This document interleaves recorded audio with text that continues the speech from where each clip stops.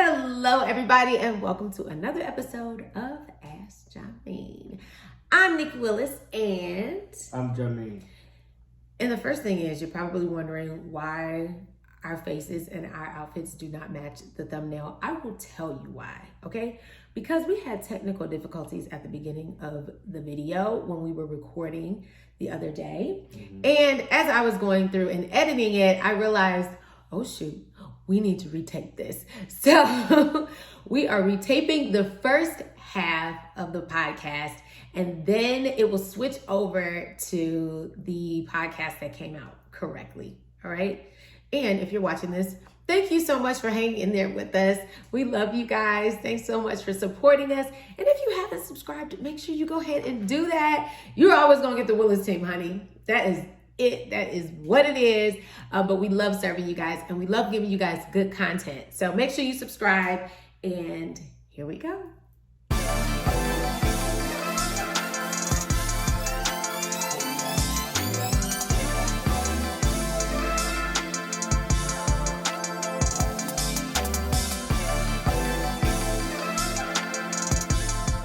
So today's topic is a market update.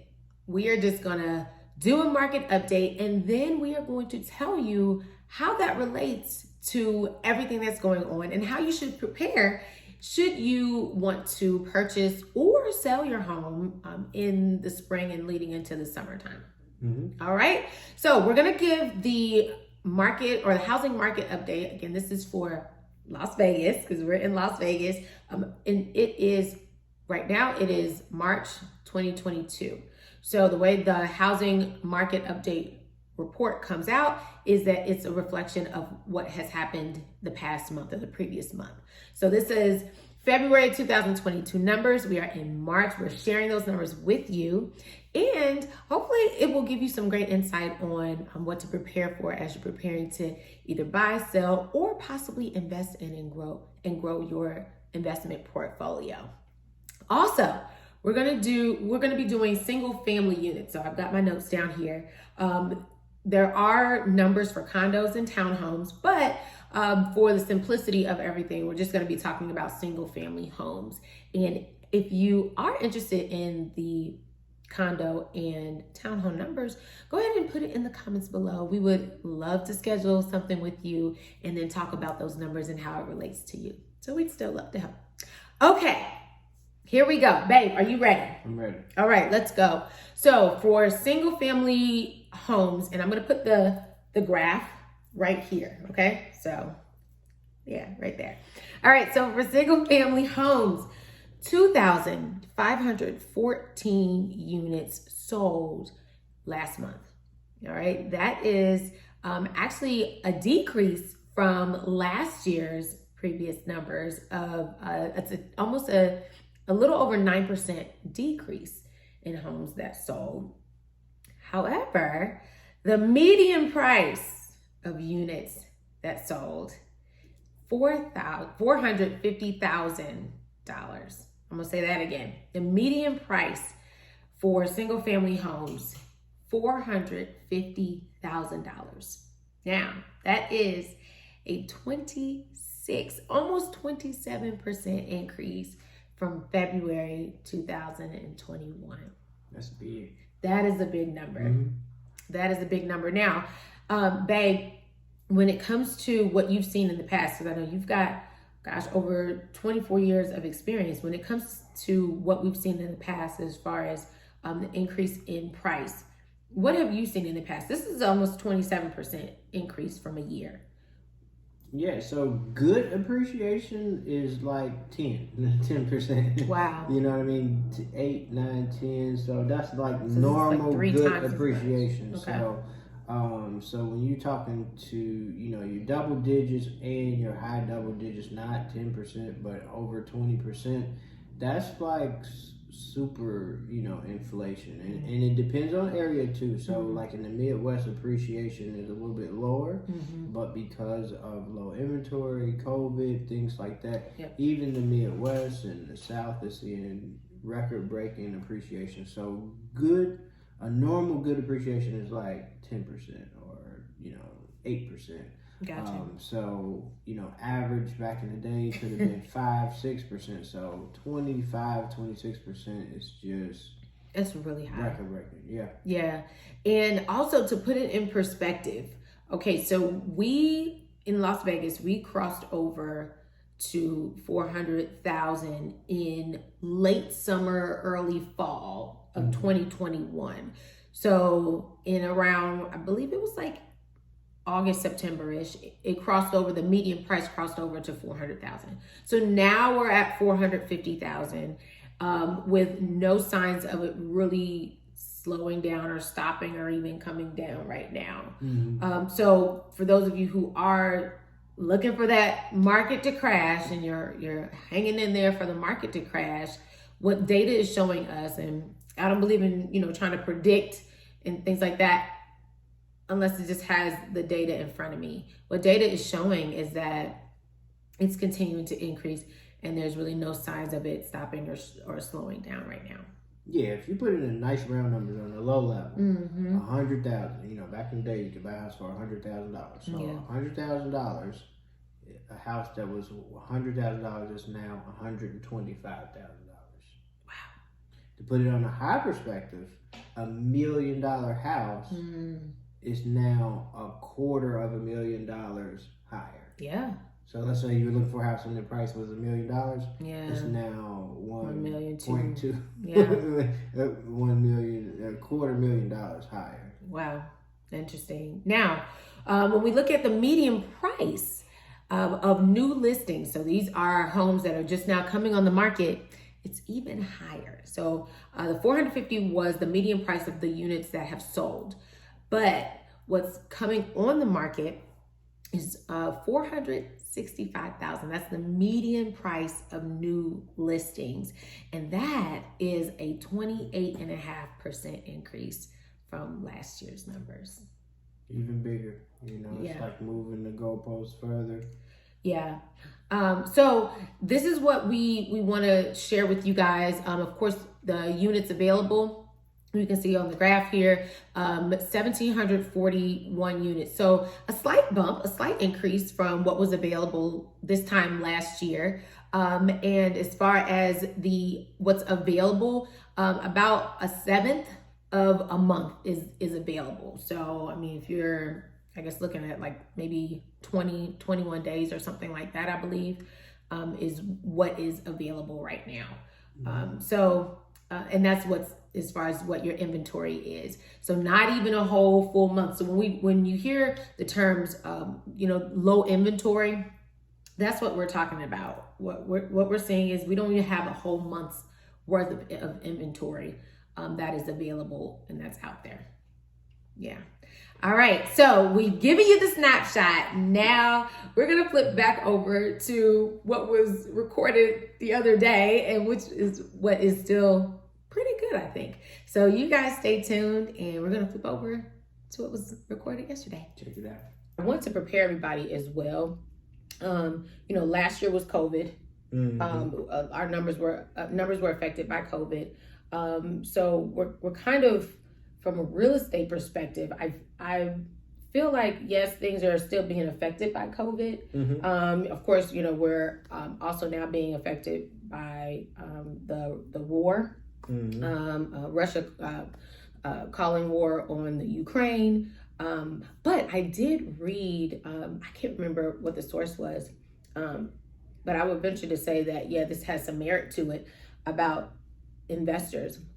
And, we've always talked about real estate investing being a very secure place for most investors to place their money. So, I mean, of course, you're looking at, stocks, you're looking at, people are doing crypto a lot, right?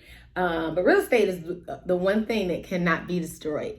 So when investors are looking to plant their money, especially in times of war or, with COVID and things like that, when investors are looking to plant their money somewhere safe, they're going to do it in real estate. Real estate and commodities. That's like the safest thing. So real estate, gold, silver, oil. So yeah, real estate and commodities, it's like when people want to stay in that safe place, you stay on the ground. Yeah. Off the ground, real estate. Yeah. Some other factors that are going to be in play here is, they're still looking at the federal interest rate. Not sure how the war is going to have an effect on that. So that'll be interesting because the interest rate has been in talks probably since December, November. They've been predicting that the interest rate was going to go up in March or around this time.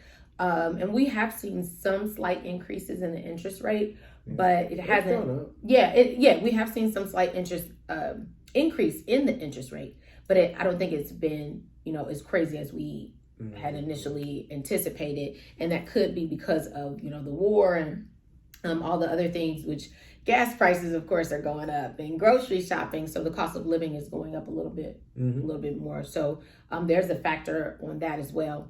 I also want to say, and I am talking a lot on this Ask Jameen, but that's okay. I'm on a roll. It's fine. It's okay. You're the co-host. I'm on a roll. But I also want to talk about not just interest rate, but just as far as being prepared to go into spring. Okay. So I'm going to stop talking so much. Jay, what can people begin to expect? I mean, yes, we're looking at war. We're looking at kind of not post-COVID, but, kind of more the end of COVID and how that's taken effect. And now we're headed into spring. So how do people need to be with all these factors? How do they need to start being prepared to either purchase or sell in spring?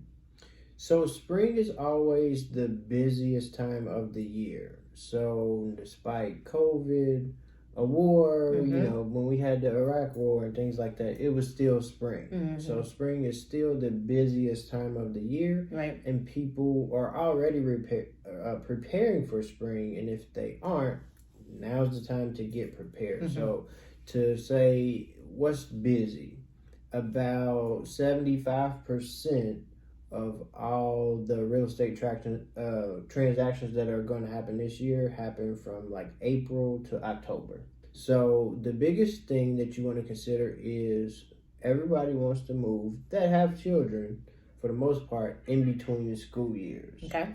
So schools get out around May, so people start getting ready, and then when school lets out, nobody wants to put their kid in a school and then pull them out because you just moved and put them to another school. So the biggest factor with families and people with children that are in, grade school, high school, is they want to move in between the school years. So they want to start as early as possible, so they can get acclimated, get registered, and things like that. So you don't have to start them off at one school and then pull them into another school. That's a really big factor with families. Not everybody has families. Some kids can go to a private school, or wherever they live, they can go to a charter school. Right. But that's one of the biggest factors, especially with people who have families.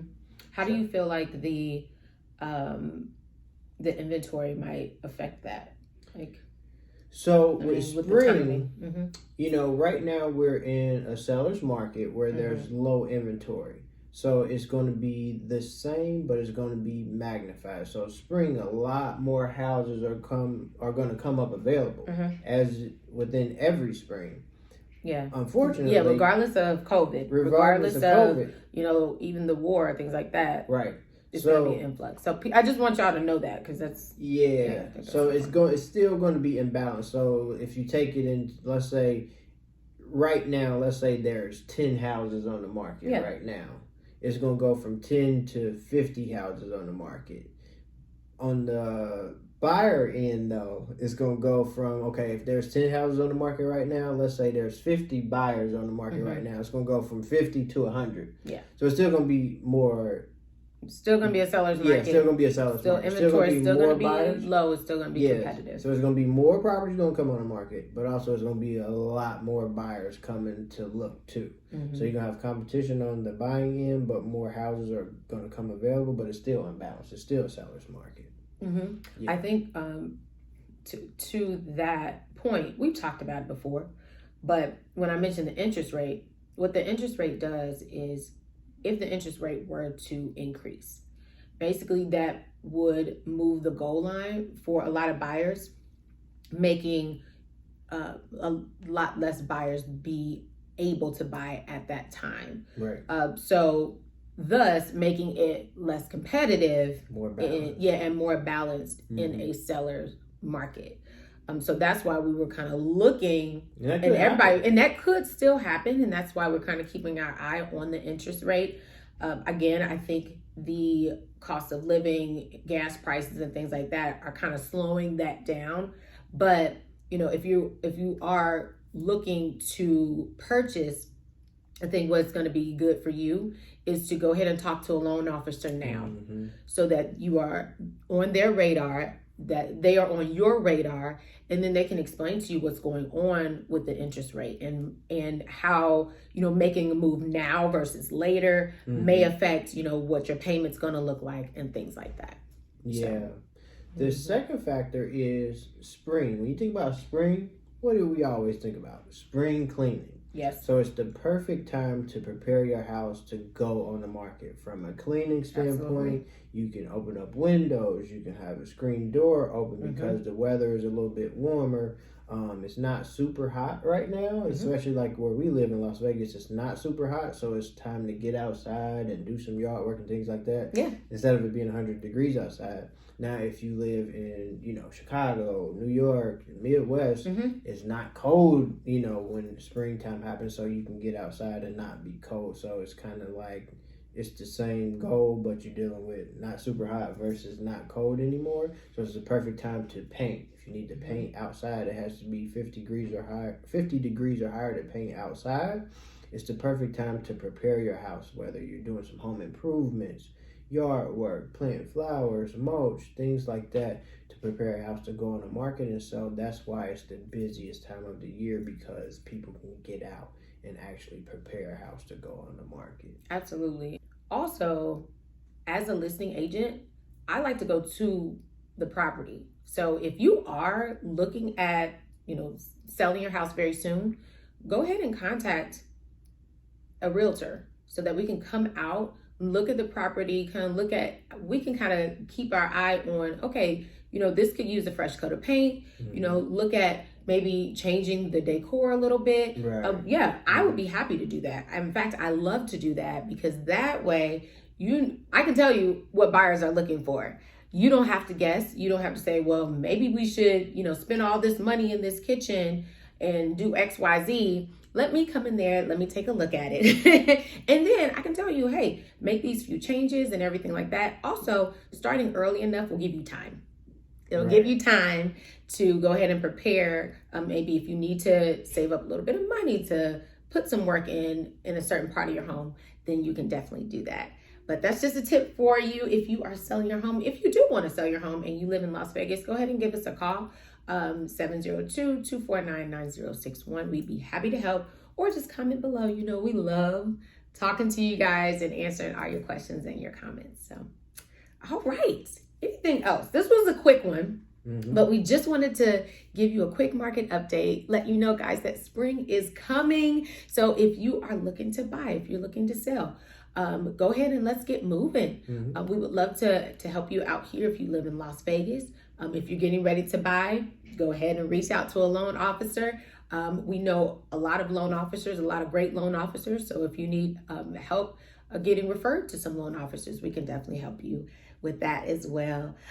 All right, y'all. Again, this was a quick one, but thank you guys so much for joining us, and we will talk to you next time. Bye.